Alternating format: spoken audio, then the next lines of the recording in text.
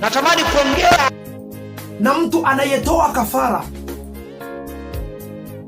Nitaongea na mtu anayetoa kafara.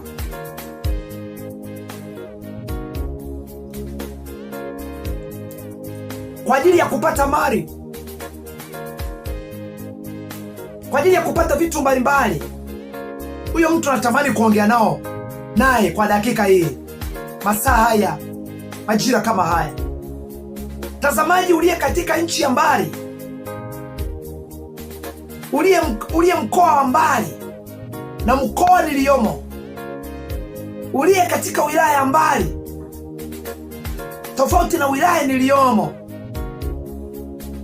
uliye katika nchi ya nje, uliye Amerika, uliye Burundi, uliye Zambia, uliye katika nchi ya Tanzania, naomba uelewe ninachokiongea, kwamba siku za mwanadamu za kuishi hapa duniani ni chache. Tasoma kitabu cha Ayubu sura ya 14 mlango wa kwanza.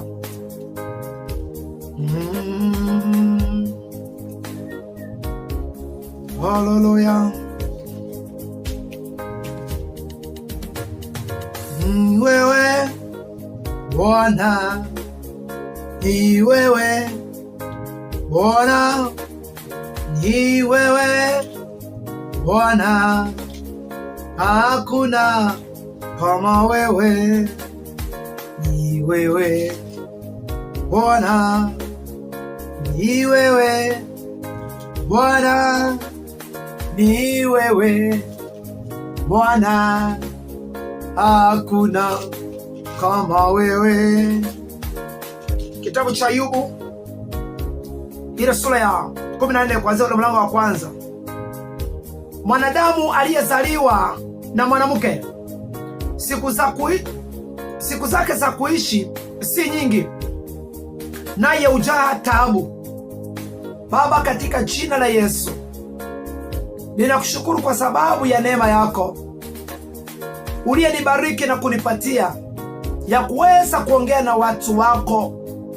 Mungu, naomba uongee na kila mmoja kupitia katika chombo chako. Mimi ni chombo chako, mimi si chochote, ila Bwana, zungumza na watu. Ongea na watu walioko mbali, ongea na Afrika yako nzima, ongea na nchi yako ya Tanzania, ili kila mmoja akapate kuelewa. Sifa na utukufu ni kwako. Amen. Mwanadamu aliyezaliwa na mwanamke, siku zake za kuishi si nyingi, naye hujaa taabu.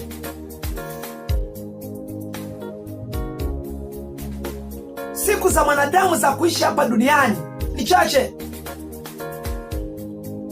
Unapoishi hapa duniani uelewe kwamba ili kwamba siku zako za kuishi hapa duniani, unanitazama,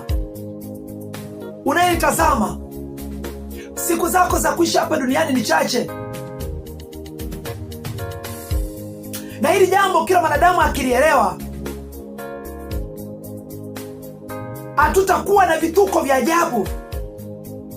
Leo hii kuna vituko vya ajabu, kuna kuuana, kuna kuchinjana, kuna ukatili wa ajabu, na wanaofanya hayo ni wanadamu.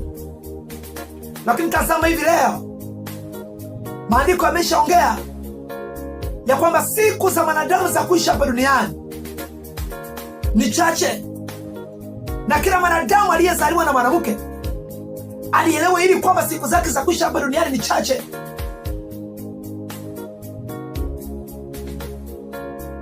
Kwa kila mwanadamu akielewa hili, hatutakuwa na vituko vya ajabu. Mwanadamu akielewa hili, hatutauana kama ng'ombe, hatutauana kama kondoo, hatutauana kama mbuzi, hatutachinjana, kwa sababu na yule anayekwenda kuchinja akilielewa hili kwamba siku zake za kuishi hapa duniani ni chache, hatafanya hivyo. Naongea na mtu ambaye anatoa kafara kwa ajili ya kupata mali. Unamtoa ndugu yako kafara, akili zinafanya kazi. Ndugu yako mnazaliwa wote damu moja, unaamua kumtoa kafara. Wewe unayetoa kafara, wewe umesahau neno hili linalosema ya kwamba siku za mwanadamu za kuishi hapa duniani ni chache. Kwani wewe ni nani? Wewe si mwanadamu. Wewe si mwanadamu. Kwa hiyo kama Biblia inavyosema ya kwamba mwanadamu aliyezaliwa na mwanamke siku zake za kuishi hapa duniani ni chache, si nyingi, unafikiria nini? Unafikiria wewe kuishi? Unafikiria wewe kudumu? Kama unajua ulizaliwa na mwanamke, elewa kwamba siku zako si nyingi, siku zako ni chache, na wewe utakufa, na wewe utaondoka, wala hutaishi hapa duniani. Na ili ukijua, hautakuwa na time ya kumwondoa ndugu yako. Unatoa kafara kwa ajili ya mali, unamua ndugu yako kwa ajili ya mali, unamua ndugu yako kwa ajili ya kuendesha marenji. Utaendesha, lakini kumbuka siku zako za kuishi ni chache, na wewe siku itafika utaondoka. Utasema nini mbele za baba yako? Utazungumza nini mbele ya baba yako? Mbele za Mungu wako utazungumza nini? Utamwambia nini?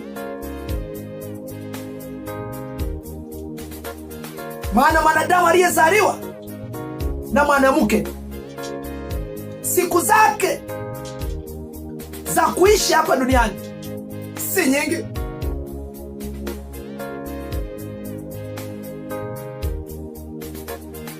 Si nyingi. Elewa hili, na dunia yote ikielewa jambo hili, roho za ukatili hazitakuwepo. Wewe unayetoa kafara, unaua watu. Watu wanaona unazika, kumbe wanazika kitu ambacho sio chenyewe. Umetoa kafara, umemua ndugu yako. Unategemea nini wewe? Labda kama hujazaliwa na mwanamke, lakini kama umezaliwa na mwanamke utakufa. Siku zako si nyingi. Unaua kwa ajili ya kuendesha magari, unaua kwa ajili ya kumiliki fedha. Umesahau neno linavyosema kwamba fedha na dhahabu ni mali ya Bwana. Hakuna anayemiliki fedha, ni Mungu. Ndio maana mwanadamu akifa hakuna kuondoka na fedha. Hata angekuwa na fedha inayolinganaje, hata angekuwa na fedha iliyo kwenye benki, waliobaki ndio watakaoitumia. Inaashiria kwamba fedha sio zetu. Tunapambana na fedha kuua watu. Unamua ndugu yako ili upate fedha, unamua ndugu yako ili upate mali. Umesahau neno lisemavyo kwamba siku za mwanadamu aliyezaliwa na mwanamke, mwanadamu aliyezaliwa na mwanamke, siku zake si nyingi, siku zake ni chache. Kwa hiyo na wewe uliyeua utakufa, utaondoka. Hakuna mwenye kumiliki dunia hii. Anayemiliki dunia, mwenye dunia ni Mungu. Sisi wanadamu ni watembezi. Raboshaka rikaboshandaraba setekeribo. Ndio mwenye dunia ni Mungu. Kama tungekuwa tunaishi sawa, kama tungekuwa tunakaa hapa sawa, kama tungekuwa na miaka mingi, kama tungekuwa na siku nyingi, bora. Lakini Mwanadamu aliyezaliwa na mwanamke, siku zake za kuishi si nyingi, si nyingi. Kwa kila mwanadamu ataondoka kwa wakati wake. Ninaongea na mtu anayetoa kafara.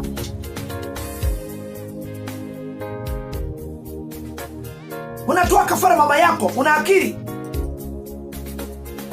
Unaamua kutoa kafara mama yako aliyekuzaa, aliyekutunza miezi 9 tumboni, aliyetembea na wewe, anaenda chooni yuko na wewe, amekuwa mwaminifu. Anakwenda kuchanja kuni na wewe, amekuwa mwaminifu. Anataka kutereza, anajishikashika ili usiumie wakati ulipokuwa ndani ya tumbo la mama yako. Anaenda mtoni kuchota maji, yuko na wewe tumboni, amekuwa mwaminifu.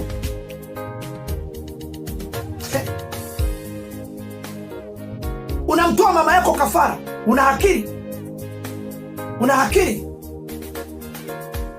Unataka kuendesha marenji, unataka kuendesha magari ya kifahari. Umekuwa na kagari kadogo, na muone mwenzako anakuwa gari la mahana, unaanza kusema huyu hawezi kunizidi.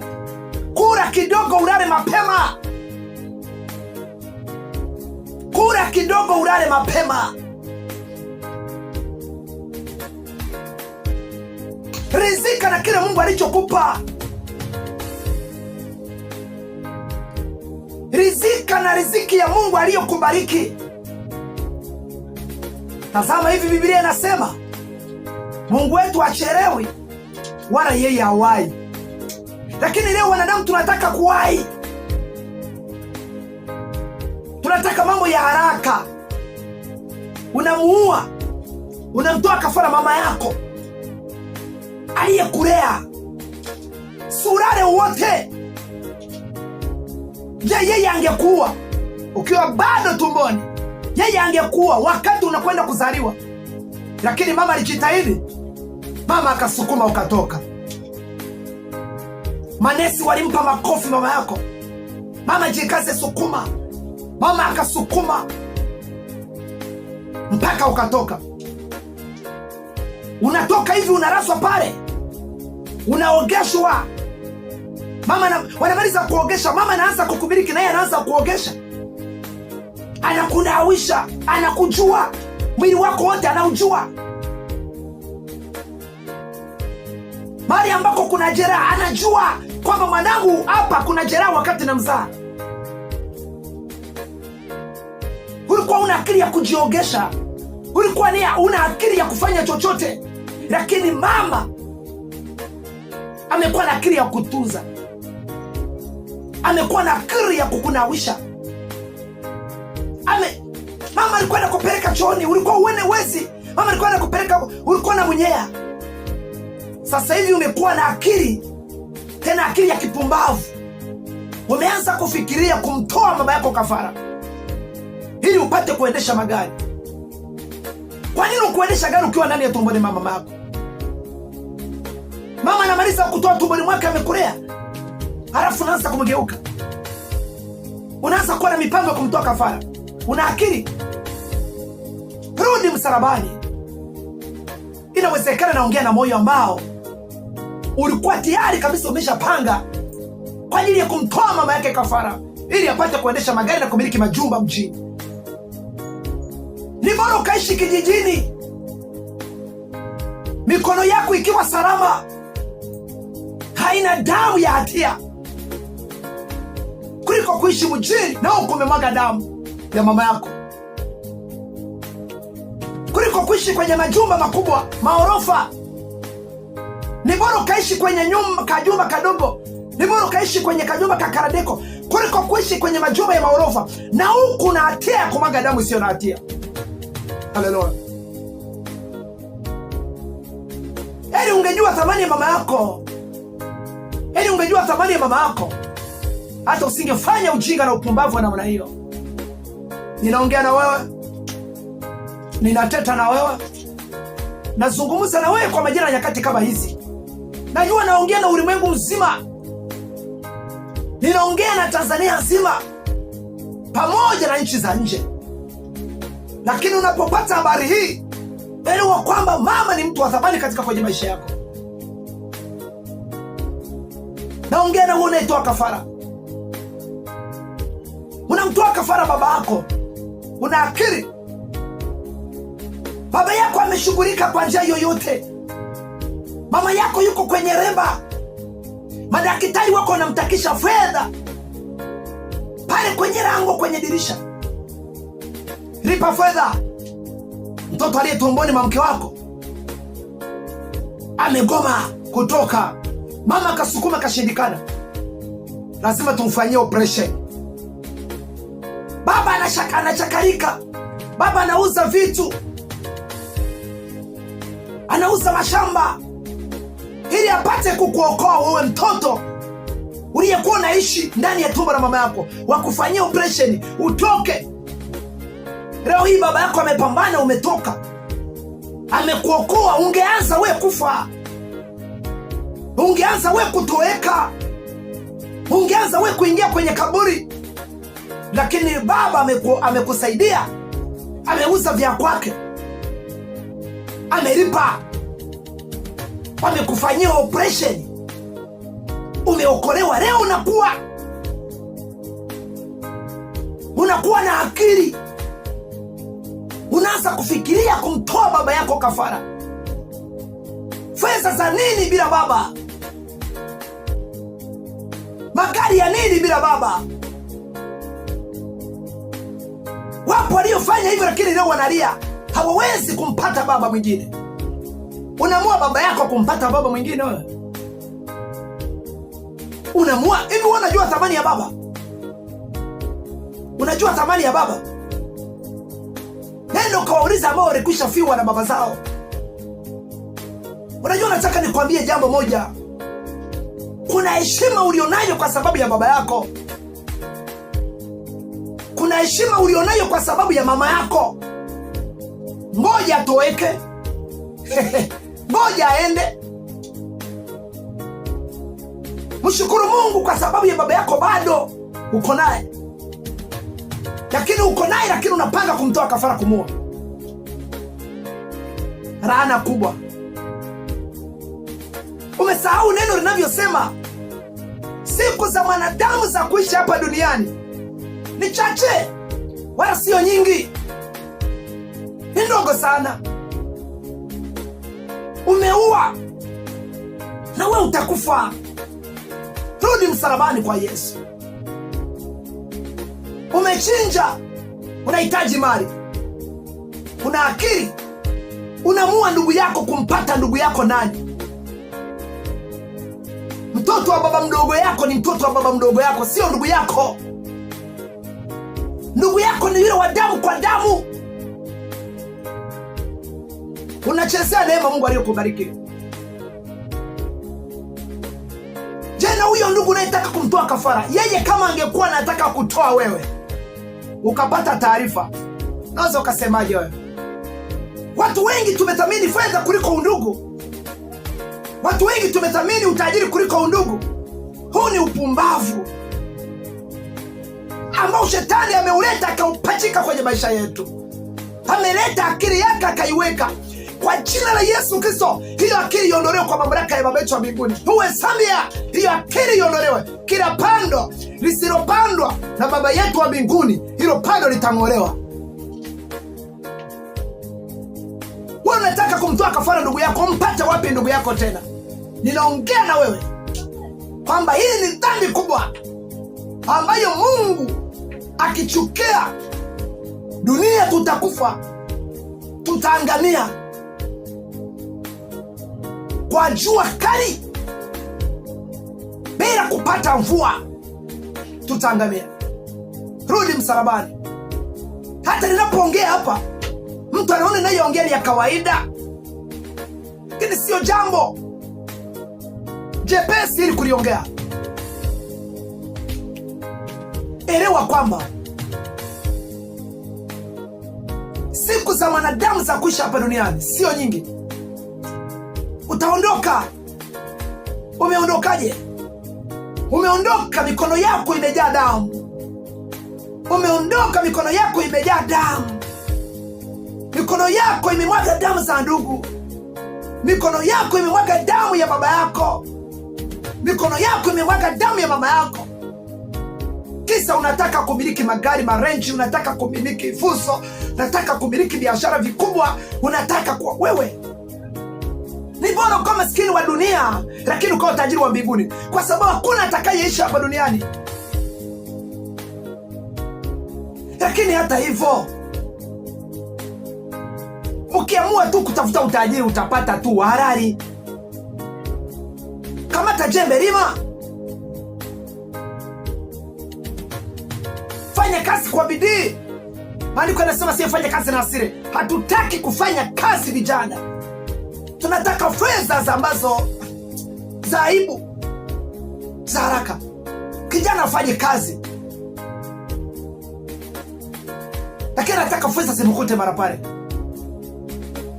Fedha za masharti, fedha za kuwa ndugu. Unafikiri hizo fedha za kuwa ndugu yako utakuwa na faida gani?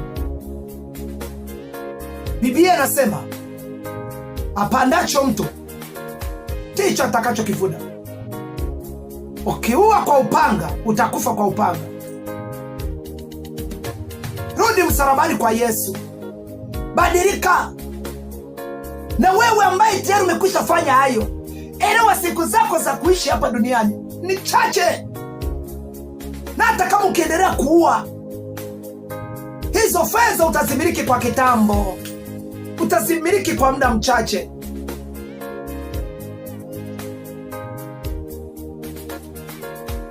Umemuua mama yako, unafikiria utaishi? Hivi laana ya mama yako utaiweka wapi wewe? Umemuua baba yako, utaishi? Hebu fikiria kabla ya kutenda. Hiyo laana utaipeleka wapi? Naye Biblia inasema amtukanaye mama au baba na kufa hafe. Sasa amuuaye mama afanyweje? Amuuaye baba atakuweje? Kama Biblia inasema amtukanaye mama, amtukanaye baba na kufa na hafe, anastahili kufungiwa jiwe la kusagia shingoni na tupe baharini. Je, niulize, atakaye muua baba, na huyu ni Mungu anasema, atakaye muua mama, na huyu ni Mungu anasema. Lakini leo watu wanauana, watoto wanaua wazazi wao, wamewamiliki kwenye majumba yao. Wanahitaji utajiri. Utamiliki sawa, lakini siku yako ikifika na wewe utaondoka. God bless you.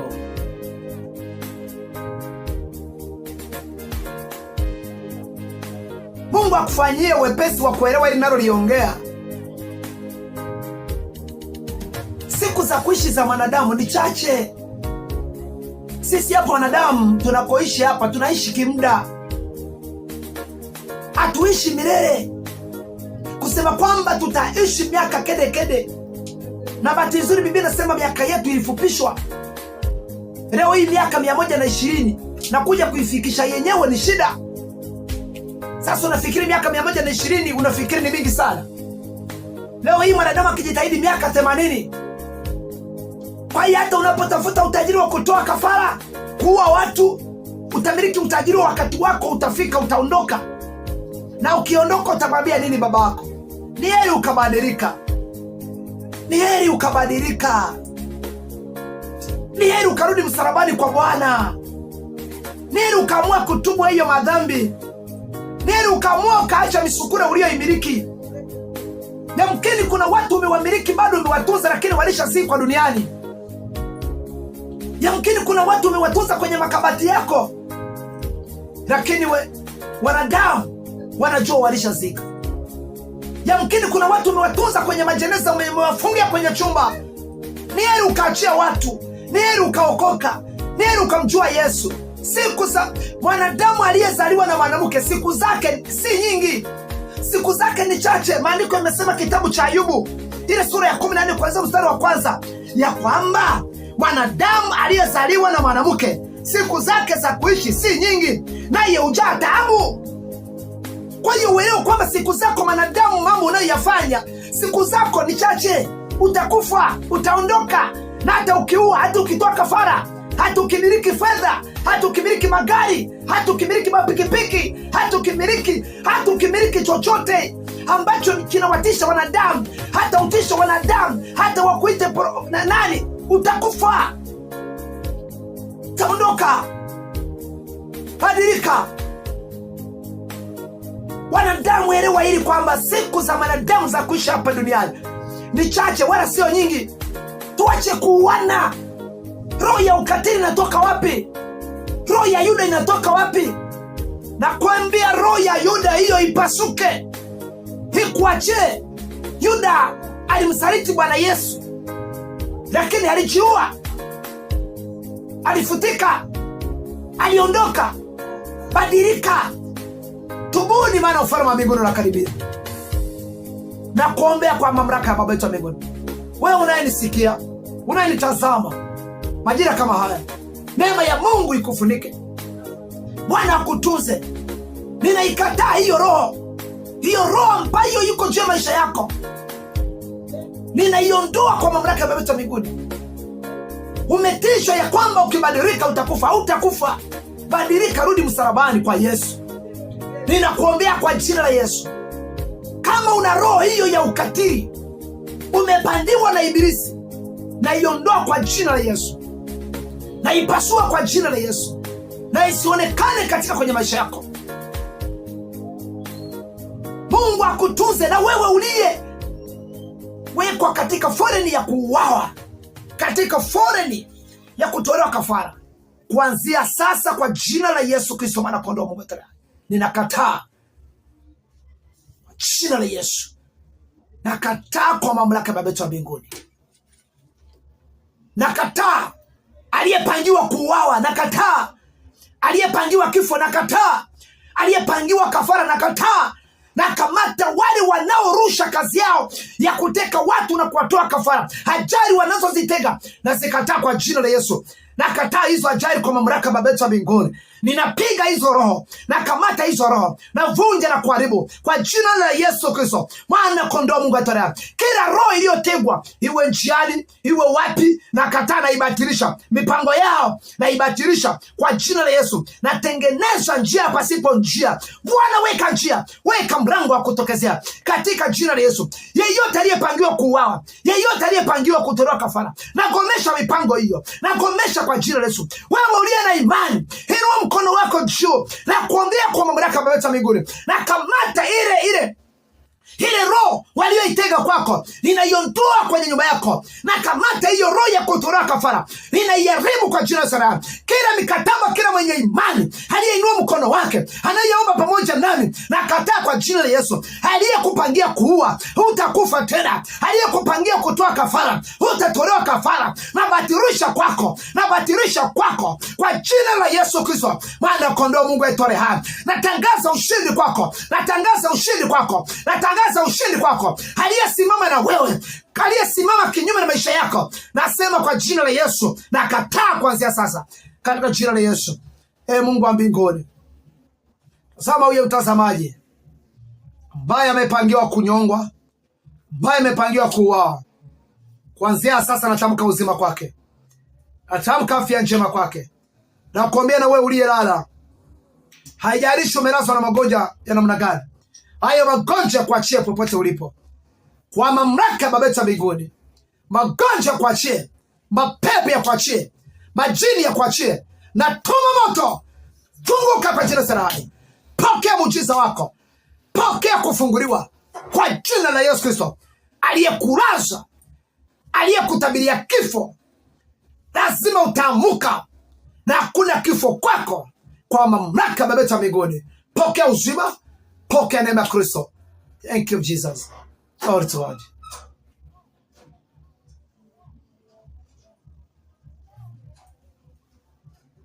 Heri wamtumainio Bwana, wamtumainio Bwana. Heri wamtumainio Bwana, watapata